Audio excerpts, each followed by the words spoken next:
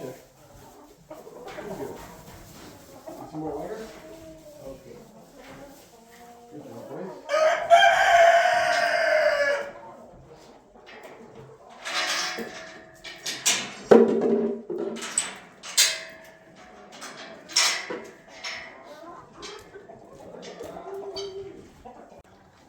Hey, and welcome back to the Pike Homestead. And as you can see, we got something new. So we decided in our homesteading journey that one of the things that's important to us this year is producing more of our own food. And of course, it's going to be the continued growth of pretty much everything we do here. And why we're doing it is to, better sustain ourselves and support ourselves in a way that's, not as commercially driven. And not as, finance driven. So, that means putting out some finances now to make some savings later. So the pigs we've got, they're not just regular feeder pigs. They're not things that you can get for, $80 or $100 Canadian and grow out for a few months and then slaughter for winter, right? They're a little bit more expensive because of the breed. So these ones are a cross. They're a cross between a Meishan and a KuneKune. The reason we chose that is because they are very, they don't root as much as regular pigs, so they're not going to tear up our pastures as much. And that's kind of important. They're known to root for things like when it's wet and like it is right now, for bugs and stuff in the soil. Or they will go through, and this is one of the selling points for me, is they will go through thistle, and they will dig it up by the root and destroy it. And so we've just been warned, as we do have a lot of thistle out there, if you remember from our video when I was trying to deal with some of it last year. It's all over the place on our property. So I'd like to get them out and digging it up and taking it out at the root. The danger there is that then you'll get it replaced with pigweed, but that's A, a lot easier to deal with than thistle, and B, you just get some pasture seed planted first, and it should take over and not have a problem. So, we're thinking, we'll get ourselves an electric fence or something for them at some point to get them out there. Now, these are just a couple of feeders because, we're relatively new. And so we've never done pigs before. And so these will be eventually going in the freezer. They will be ready. They're about halfway there. So this summer, probably August, September, they should be about ready, which will be another new learning experience for me on how to deal with that and what decision we make, whether we just send it to slaughter or if we do any of it ourselves and just take it to the local butcher or anything like that. I like to try to do this sort of thing myself now, which is, surprising to Adam from 5 years ago. But I figure, if we're going to take the time to raise them and we want to be eating them, then I should be at least having part in making sure that when they come to their end, that it's done as compassionately and, I guess humanely as possible. And that, after their sacrifice, I owe it to them to do that and take that responsibility on myself. Will I be able to do it with these guys? I don't know, but I will be able to do it with pigs in the future. This is just our first time in learning, but we are in contact with the farm we got them from. We're going to be getting some breeders as well, so in the future we'll be having, our own on the farm that we are growing ourselves, so that cost will be kind of mitigated. And even still, I was in the supermarket last week and looking at pork. I mean, even just the cheap, dry, pork chops, they're going for $4 a pound Canadian right now. And they're not that good. There's hardly any fat on them because to sell pigs in market, they need to be lean because that's what sells, because that's what people think is healthy. And in my experience, I'm coming to a point where I don't believe that anymore. That animal fat is something that we can actually process a lot better than all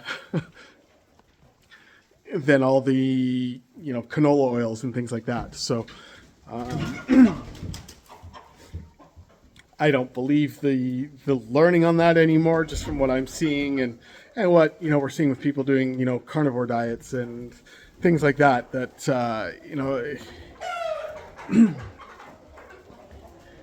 Well, it's just chicken fun time tonight.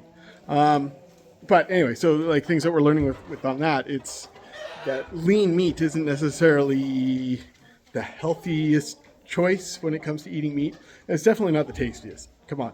So, these guys, they are crossed from 2 lard breeds. So we'll be getting a lot of lard. Actual Meishans, you can get like a purebred Meishan can be something around the weight, like their weight is about 50% fat.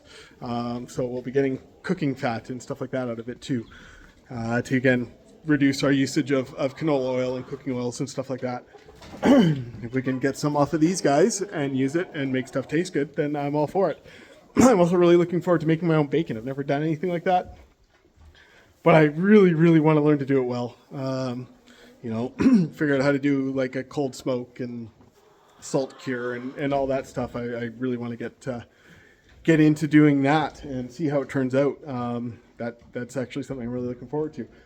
So anyway, these guys are awesome. They're really laid back. They're really easy to deal with, which again is another reason why a lot of homesteaders are liking these types of breeds.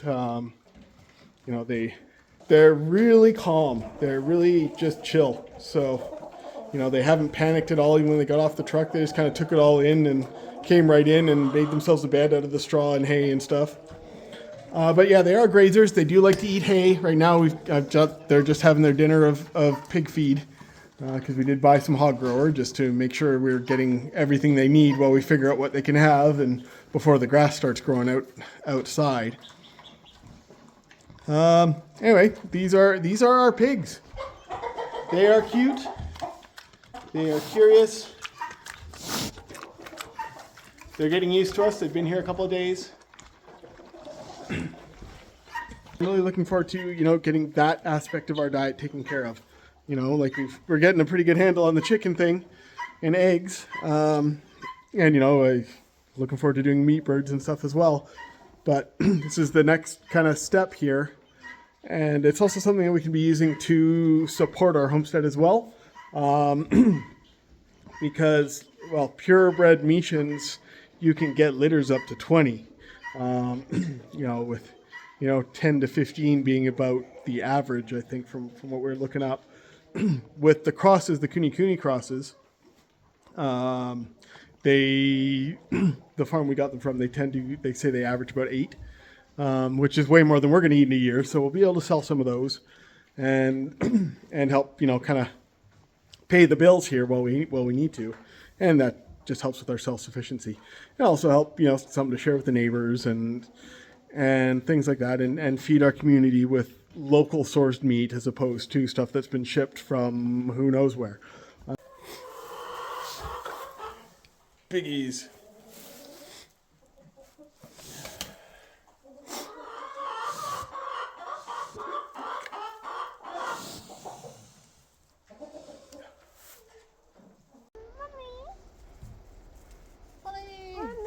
Yes?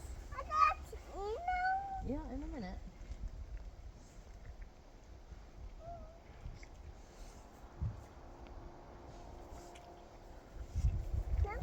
Oh, happy pigs. Yep. Anyway, we just wanted to let you guys know that they are here, that we've got pigs now, and they're doing all right. They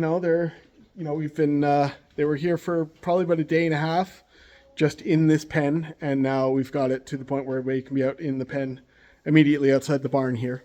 And with my work with our neighbors, they kindly brought over a big straw bale that they we put down and set up for them to kind of root around in.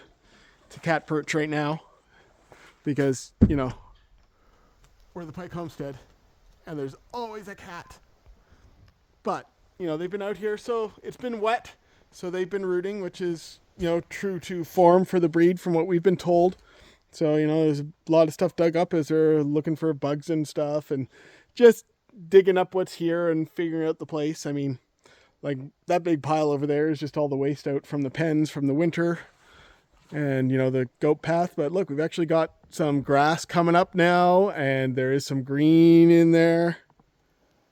Winter is almost over, the 8 months is done. So anyway, we've got this whole pen behind me here is closed in and safe for the pigs. So they've been out running around in there and enjoying it.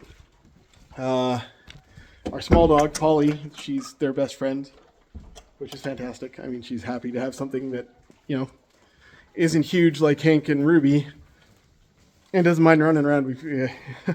We'll see if we can get some video of it, because they're all kind of with our wiener dog, they're kind of the same shape, same hair, same tails. So she thinks she's one of them, our little pig dog. Anyway, we've got pigs. We're going to have our own pork this year. We're going to get into getting some that will be permanent residents as we, breed them and expand our animal empire here. Anyway, so I just wanted to let you know. Tell us what you think down below.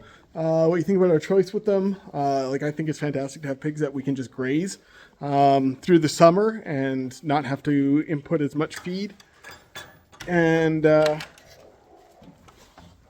so we'll see how that goes and how that affects, the outcome and the weights and the fat ratios and all that stuff that goes into pork and, selling, this, what's supposed to be really good pork. So I'm looking forward to experiencing all of that and figuring it all out. So thanks for coming along with us today. Tell us what you think. We love to hear from you.